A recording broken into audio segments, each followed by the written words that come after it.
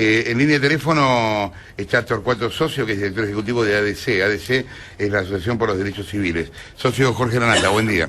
¿Qué tal? Buen día, ¿cómo está? Bien. ¿Un juez puede tener una empresa? No, hay disposiciones. A ver, la ley de ética pública es muy amplia, cubre tanto al Poder Judicial, al Poder Ejecutivo, como al Poder Legislativo.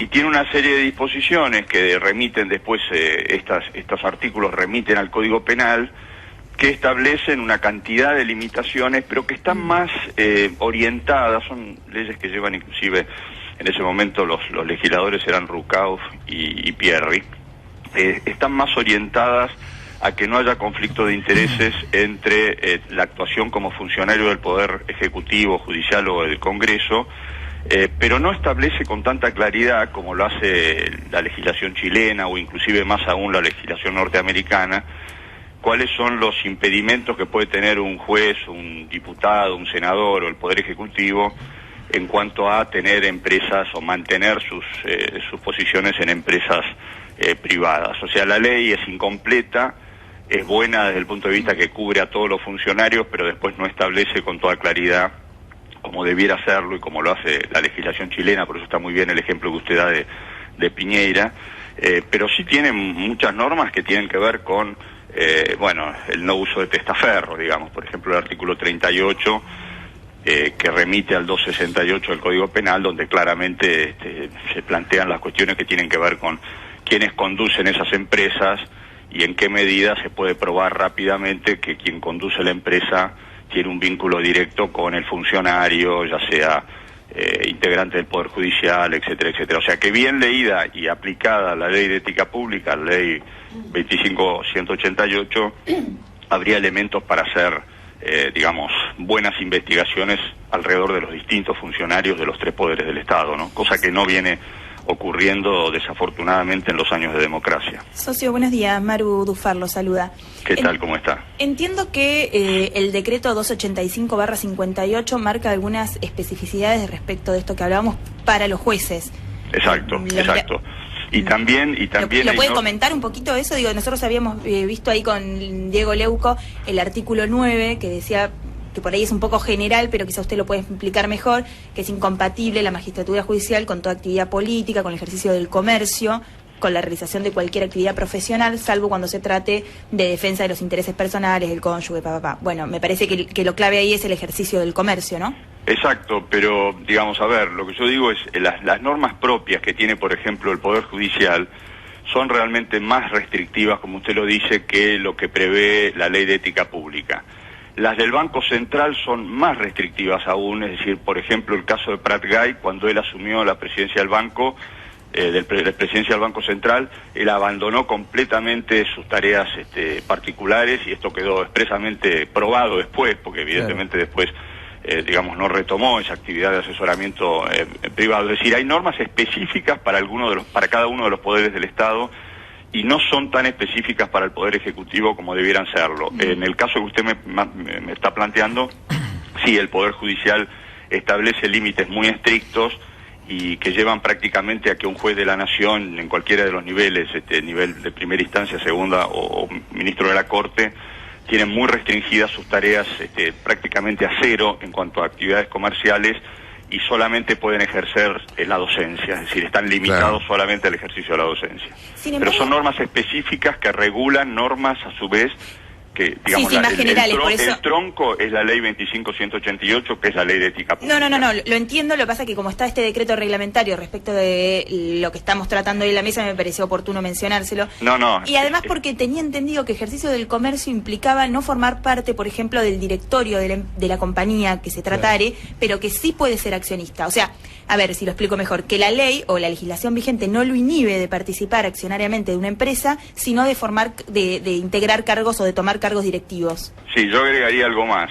Obviamente cargos directivos no, porque eso implica que tiene compromiso con el desarrollo comercial de esa empresa, y también hay una buena interpretación de la jurisprudencia que tampoco ser accionista mayoritario. Entonces, en el caso particular del juez Bonadío, que tiene 20% de las acciones, 40% las tiene otra persona, familiar de él, del apellido Bonadío, y el 20% de los otros 40 restantes la tienen, digamos, dos personas que también son familiares entre sí. O sea que Bonadío es socio minoritario de una empresa que tiene una estación de servicio.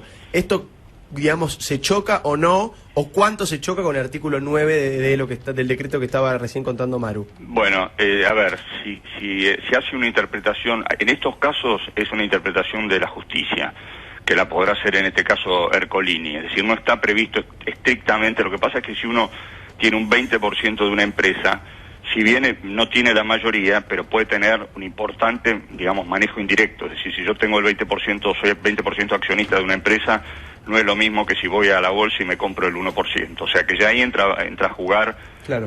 Digamos, siempre es aplicable el artículo que ustedes mencionaron, pero después la justicia tiene que interpretar a ver si con ese 20% puede hacer, por ejemplo, sindicación de acciones, y con una sindicación de acciones tener un manejo de la empresa mucho mayor que lo que establece su propio porcentaje accionario. Para sus oyentes, sindicación de acciones significa que un accionista minoritario se una con otro accionista que tiene, entre los dos pueden tener un porcentaje importante, y entonces manejan de manera conjunta la empresa. Es decir, ahí ya entran a jugar particularidades que las tendría que analizar un juez que realmente sea transparente y que busque realmente la Ahora, verdad, ¿no? Socio, Cristina también tiene 3 empresas.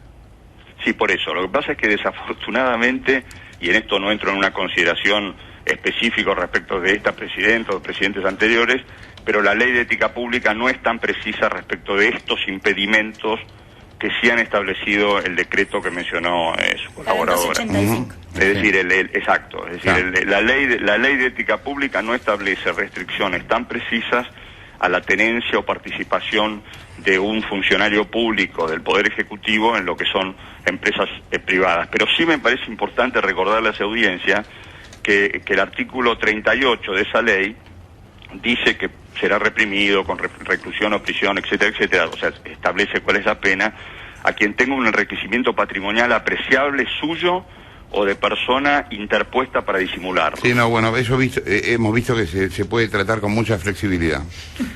Bueno, yo creo que no. No, yo también creo que no, estoy seguro, no solo lo creo. Ahora, usted sabe igual que yo que hubo 3 jueces federales que absolvieron al matrimonio Kirchner por enriquecimiento ilícito cuando ellos multiplicaron por 1000 y algo por ciento su fortuna. Bueno, ese es el caso, esos son los casos que están establecidos claramente en esta ley, donde dice, bueno, si a usted le creció el patrimonio... Lógico, es que es lógico, la ley... No me cuente que hizo todos negocios... La ley a veces no sirve para nada, pero en general tiene bastante que ver con el sentido común. Sí, entonces, yo le diría que además conflicto esta ley... de intereses, y el conflicto de intereses en ser presidente y manejar empresas privadas, porque evidentemente ahí hay información privilegiada, se toman resoluciones que puede afectar o beneficiar a esa actividad, etcétera. Sin ninguna duda. De hecho eso sí está previsto en esta ley. Es decir, lo que implica la información privilegiada por tener uno un cargo importante, ya sea en cualquiera de los 3 poderes del Estado, y manejar una empresa privada. Lo que pasa es que desafortunadamente la ley no lo pone expresamente. Es decir, desafortunadamente la ley habla de información privilegiada, pero no presupone que por tener esos cargos uno tiene que tener información privilegiada. Y es así. Yo he tenido cargos públicos, y cuando uno tiene cargos públicos tiene que actuar con suma honestidad, porque uno inevitablemente tiene información privilegiada. Imagínense un ministro de Obras Públicas. ¿Cómo no va a saber qué obra va a hacer, qué camino va a hacer y que eso va a significar una mejora de la zona? Bueno, es evidente que si ese funcionario se compra un lote en esa zona porque... Y se va a revalorizar, lógico. Gracias por la comunicación. Doctor Roberto Socio, quien hablaba, director ejecutivo de ADC, Asociación por los Derechos Civiles.